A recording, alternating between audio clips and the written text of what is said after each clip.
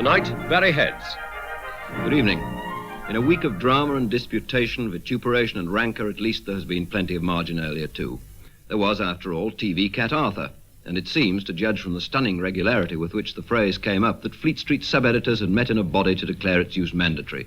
TV Cat Arthur had no fewer than 3 press conferences, 2 veterinary examinations, and a chauffeur-driven journey by limousine. After which nothing can remain except canonisation by the Mirror's Pet's Corner. There was also Lord Snowdon, off to Barbados, who caused a sensation yesterday with his frock coat suit and green and orange striped shirt. As a matter of fact, I can remember the time when that intro would have read, Tony Armstrong-Jones caused a sensation yesterday with his frock coat suit and green and orange striped shirt. because the Mirror once took a solemn vow about Lord Snowdon. The date was October 1961, the occasion of his becoming an Earl, and the vow was in these rigorous terms. The Mirror has a feeling, despite official indications to the contrary, that he did not really want this title. And because we think he will take it as the compliment it is certainly intended to be, the Mirror will continue to refer to him as Mr. Jones, or better still, as Tony.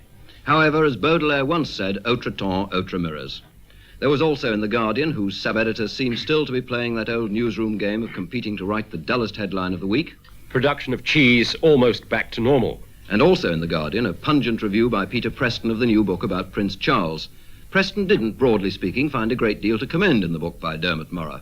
He also manages to make the prince seem a fearful wet. His taste in female loveliness runs rather to the rosebuds of England than to the tiger lilies of the tropic south.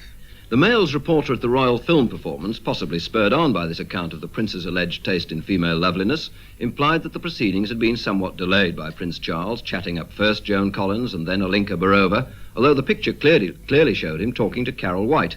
So I don't think Mr. Morrow's summary of princely preferences is either confirmed or disproved by the encounter.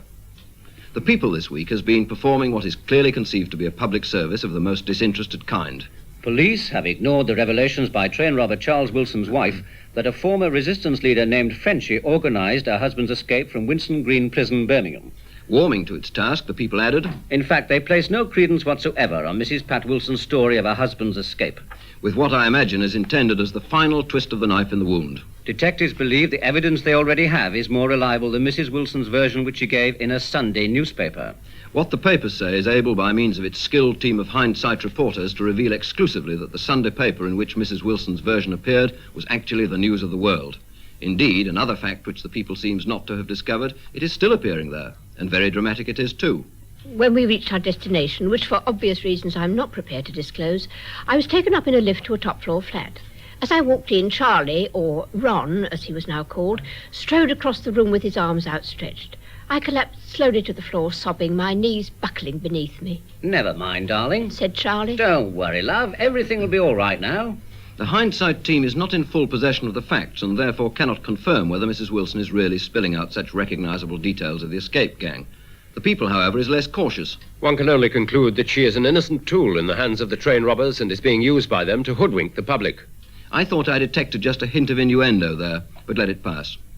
Away from all this slightly peripheral journalism, what that good man Peter Eckersley has called writing from the wrists, the central theme of the week has been that real human drama, with no sense of cliché in the words, of the 3 Africans executed in Rhodesia. With it, and it has seemed inextricably mingled, the passage of the new Immigrants Act. With such major political factors involved, it took a day or two for the papers to recognise unequivocally that this was not just an issue between governments, but involved death or life for 3 men this week and scores more later.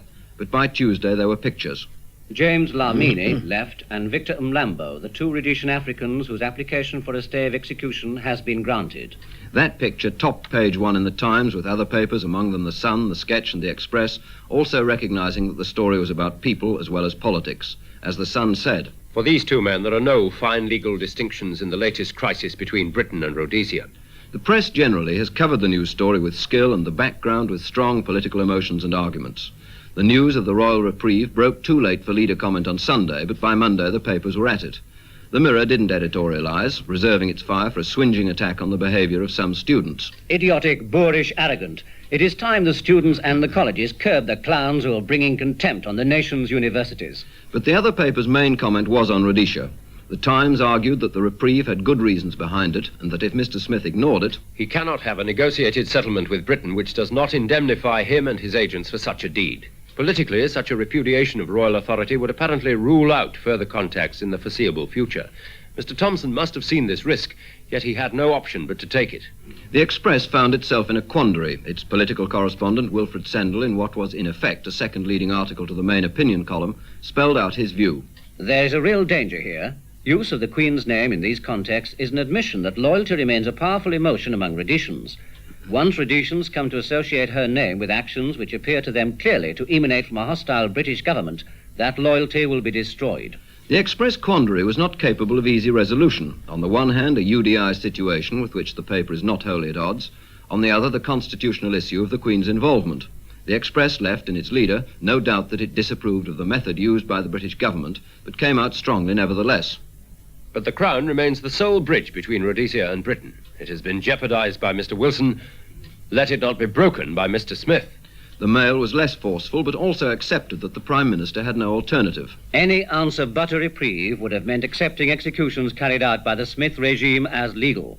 The Guardian ran a story the same day that the government had yet to play what the Guardian's Commonwealth correspondent, Patrick Keatley, called their trump card. That was, he said, the preparation of formal charges against members of the Smith regime who played any part in the process of judicial executions. They could not, of course, be implemented until the state of rebellion is ended, but they could specify the name of the hangman, which is known in Whitehall, as well as civil servants in the Ministry of Justice, sheriffs and police officers whose names are also known, and possibly the minister himself, Mr. Lardner Burke. If the story had substance, and Mr. Keatley is a well-informed reporter, it was surprising so little was done with it until today. Although Keatley said that charges could not be implemented, was there no possibility that a person so charged could find himself on a journey out of Rhodesia and landing by mishap in a country which had an extradition treaty with Britain? Chombe, for instance, what happened to him? The Mirror led with a follow-up from its diplomatic man, William Wolfe, this morning, in precisely those terms. Smith may face murder charge. It was believed, Wolfe said, that Smith and all his ministers would be accused of murder. As a result, the rebel ministers will face arrest and handover to the British government if they leave Rhodesia for any country with which Britain has an extradition agreement. Yesterday's mournful forecasts, Africans will hang today, had come true before most Britons had propped their papers against the cornflake packets. And today, while the papers were showing an ironical picture of a coloured policeman on guard outside Rhodesia House, the leaders were gloomy. The Express called the executions most regrettable, while accusing Britain of mishandling the dispute. The Sun said, the next moves must be made in the Security Council. And the Times made a similar point. The question that must now seriously be asked is whether Britain should not frankly place its inability to end the rebellion and protect its African wards before its Commonwealth partners and the United Nations. Earlier in the week, the Guardian's Monday leader had praised the British intervention. The government's attempt to save 3 Africans under sentence of death in Rhodesia is a small tonic. But there was little tonic in the rest of the leader. It was largely about the Immigrants Act, and while praising him as a hard-working and conscientious minister, came out with the unambiguous sentence, the man who ought to resign is Mr. Callaghan.